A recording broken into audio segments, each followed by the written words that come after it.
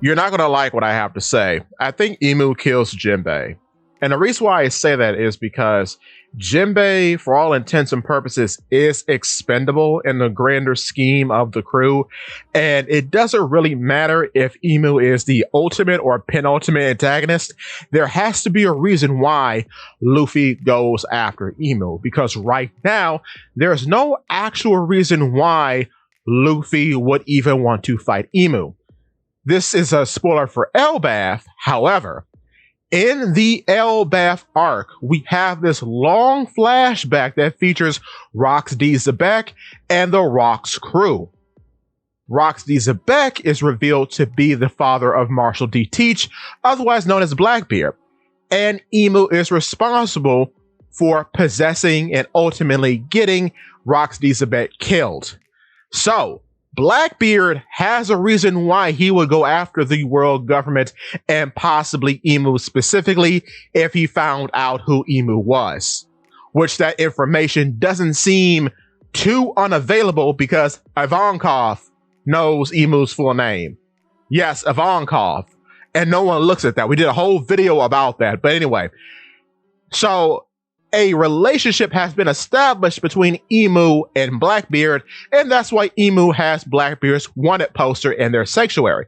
But they also have Luffy's poster in their sanctuary. So perhaps Emu always knew that Luffy was Nika, but Luffy doesn't have any real reason to confront Emu. Therefore, a reason has to be established. Like how Luffy has a permanent place on his hit list for Sakazuki, otherwise known as Akainu, and Blackbeard, because both of them are responsible for his brother's passing. Blackbeard set Ace up, and then Sakazuki pulled the trigger. So that's why he always holds both of them at fault for the events that transpired in the pre-time skip.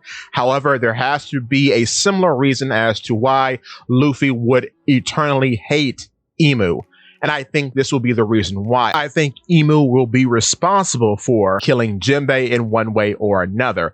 And I think this will be very poetic because like in the pre-time skip, how Luffy lost a ship to gain another ship, I think he will lose a helmsman here in the post-time skip to gain another helmsman later. I also think this is very poetic because Jinbei was the one who told him that he still had his crew after his brother died. So now his crew will hold him up after one of their rank has fallen to the world's ultimate evil in Emu. Because I think ultimately Jinbei is supposed to be a mentor character. Because even now in the story thus far, and this is subjective you could say, but he doesn't have the same trappings as you see in the other characters on the crew currently.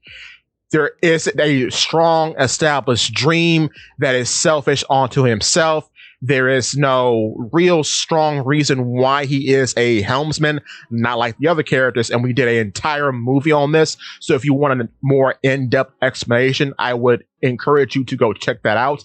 But yeah, based on what we have in the narrative now, he seems like he's being set up to give Luffy more motivation to fight what has been established to be the big bad of the biggest organization in the world currently. And now Luffy has a motivation to confront Emu, because right now, Emu is just another character in the world that Luffy does not know about. So there's no narrative through line for Luffy to confront Emu. So that's why I think one has to be established at some point in the narrative. However, I know you all might be thinking, well, why can't Sabo or Dragon be the scapegoat that gives Luffy motivation to fight Emu?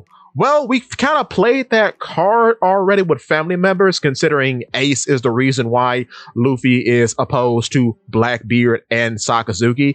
So I don't think it's wise to repeat that again, because that pretty much invalidates all of Dressrosa. So I don't think that's going to happen. I think it has to be a more personal attack that gets Luffy motivated to oppose Emu for the rest of the narrative.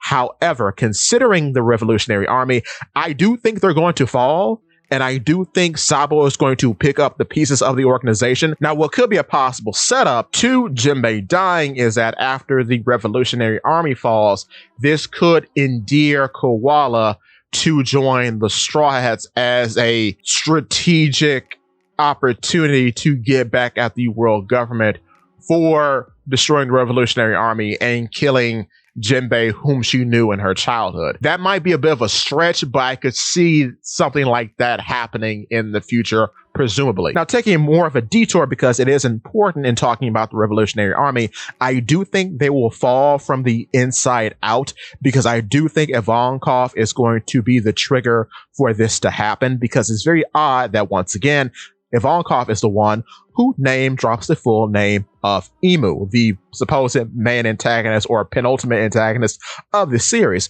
What's also weird is that in the flashback that I mentioned earlier that happens in Elbaf, in the God Valley section, we have a whole bunch of characters who were at the same place at the same time. Marshall D. Teach as a young boy was there. Ivankov was there. Kuma was there, and a young dragon was there, on top of the world government being there and Emu themselves. So you have all these people in the same place, and I think that's very fascinating. So I think the organization that might be ultimately responsible for a killing dragon and taking down the whole organization might be the world government themselves, or it might be the Blackbeard Pirates, seeing as how the Revolutionary Army has run-ins with both of those organizations throughout the series. However, the death of Dragon is not something that will endear Luffy to go after Emu. I think in going after Emu, it has to be something more personal to Luffy, and nothing is more personal to Luffy than his own crew, especially a crewmate like Jinbei, who's done so much for him personally. And I think that's on purpose, because the odd part about how Jinbei has been written throughout the series, as we've seen him, is that he really doesn't have any strong relationships with any other characters other than Luffy. And I find that very odd, but it's true. Even though he's responsible technically for ruining Nami's life by letting Arlong run loose, he and Nami don't have that many interactions. They've had maybe 2 or 3 throughout the entire time he's been associated with the crew. And that's a little odd. There's a major one in Fishman Island, of course. And then there's another kind of more laid back one at the end of Wano when everyone was being issued their Yonko level bounties, right? So I just find that kind of odd. And I think that's on purpose. I think that's made to set Luffy up to take his death super personally, because he picked him up at a time where he was at his lowest. So that will then drive him to go fight Emu in the future, thus putting Emu on his hit list. Also, as a side note, and this is the reason why I keep bringing up Koala, because she keeps becoming relevant in the narrative, because in that same flashback in Elbaf towards the end, in which we're talking about Fisher Tiger and how he was blamed for the whole slave breakout in Mary Joie, we see a young Koala break out of Mary Joie during the commotion, guided by some mysterious individual who we may get more story about in the future. But it's very interesting that there's still an emphasis on Koala, who to the naked eye may seem like an insignificant character, but they keep putting emphasis on her, which is very suspicious to me, especially seeing as how we have not seen her back in the present, and her back and the mark on her back makes her a very interesting inverse to Nami, because she has seen the cruelty of humans and was shown kindness by fishmen, whereas Nami has seen the cruelty of fishmen but was ultimately shown kindness by humans. So I find that a very interesting parallel that is more relevant to the story than what Jinbei provides currently. And I think that's something that will be explored in the future. However, with that being said, if you enjoyed the video, please consider giving me a like. And if you want to see content from me on the regular, please hit that sub button so you never miss a video. And to ensure you don't miss a video, click that bell. Next, if you could, please click the hype button. It helps somehow. With that being said, give me your thoughts and tell your friends about Polypede Works.